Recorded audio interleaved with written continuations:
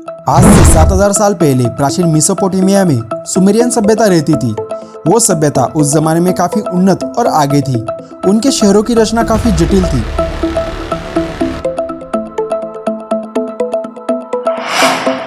और हैरानी की बात है कि वो लोग पढ़ना और लिखना भी जानते थे। तो आखिर सुमेरियन सभ्यता अपने वक्त से इतनी आगे कैसे थी? माना जाता है कि इसका ज्ञान उन्हें खुद अपने आकाशीय भगवानों से मिला था, जिन्हें वो अनुनाकी कहते थे। वो आसमान से पृथ्वी पर आए थे और साथ ही अपने साथ अनाज भी लेके आए थे। उन्होंने इंसानों को खेती का पूरा ज्ञान भी दिया। तो क्या ये सच हो सकता है या महज हम इसे कोई पौराणिक कथा या कल्पना कह के छोड़ दे? पर देखा जाए तो कुछ चीजें हैं जो हमें सोचने पर मजबूर करती है। अगर पृथ्वी पर कोई भयानक युद्ध हुआ या विनाश हुआ तो हमारे पास जो भी है सब नष्ट हो जाएगा। तब फिर से नई शुरुआत करने के लिए, खेती के लिए हम अनाज कहां से लाएंगे? इस सवाल का जवाब जानने के लिए हमें जाना होगा नॉर्वे, स्कैंडिनेवियन कंट्री जो अपने खूबसूरती के लिए काफी मशहूर है। ऊंचे ऊंचे पहाड़, जंगल और दूर तक फैले ग्लेशियर। एक जमाना था जब नॉर्वे में हर जगह खुकार वाइकिंग्स का राज था, पर आज नॉर्वे दुनिया की शांत देशों में गिना जाता है। और इसी नॉर्वे में बनाया गया है डूम्सडे वॉल्ट। जैसा कि इसके नाम में ही है, डूम्सडे मतलब प्रलय का दिन। जब पृथ्वी पर प्रलय होगा उसके बाद यही चीज लोगों के काम आएगी। जानते हैं डूम्सडे वॉल्ट कब और कैसे बना?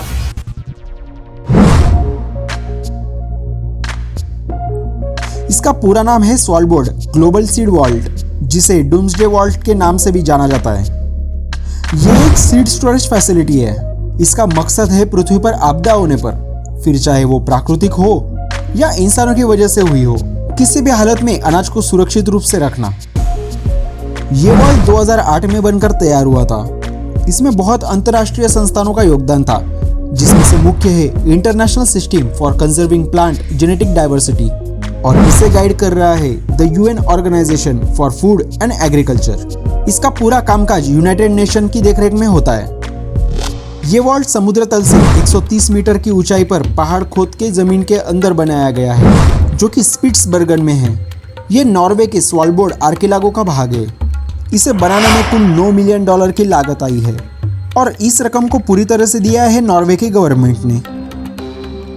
ये वॉल्ट जमीन में 100 मीटर से भी ज्यादा गहराई में खोदकर बनवाया है। यहाँ का एवरेज तापमान हमेशा -3 से -4 डिग्री सेल्सियस तक रहता है।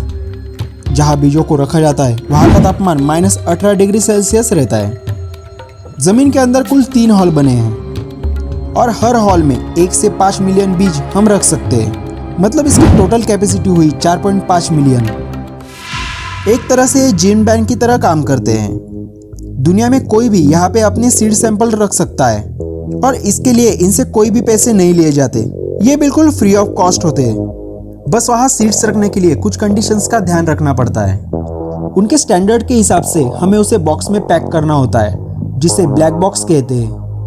सीड्स रखने वाला व्यक्ति जब चाहे वहाँ से सीड्स निकाल सकता है।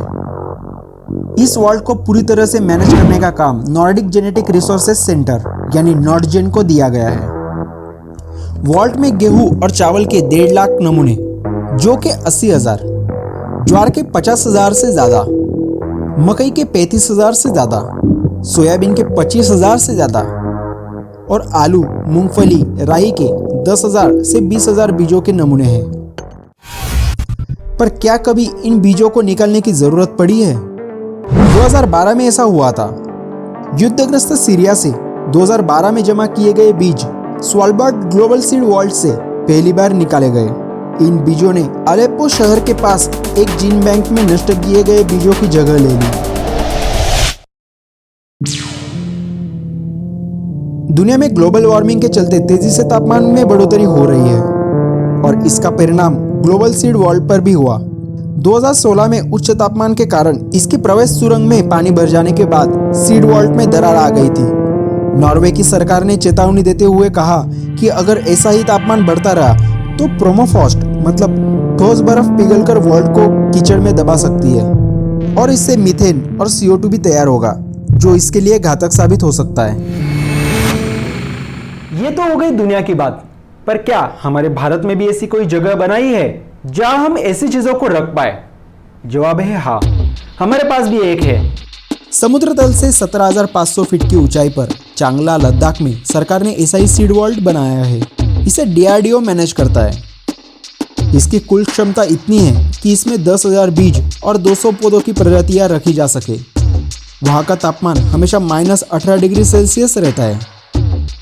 विशेषज्ञों का दावा है कि ऐसी परिस्थितियों में प्याज के बीज का जीवन काल 413 वर्ष, चावल का 1100 वर्ष, गेहूं का 1600 वर्ष और मटर 9000 वर्ष से अधिक होता है। तो बस आज के लिए इतना ही। वीडियो पसंद आए तो लाइक, शेयर, सब्सक्राइब कर दीजिए और साथ ही बेल आइकन दबाना ना भूलिए, क्योंकि इससे ही हमें वीडियो बनाने के लिए मोटिवेशन मिलता है। फिर मिलते हैं अगली बार एक नए वीडियो के साथ।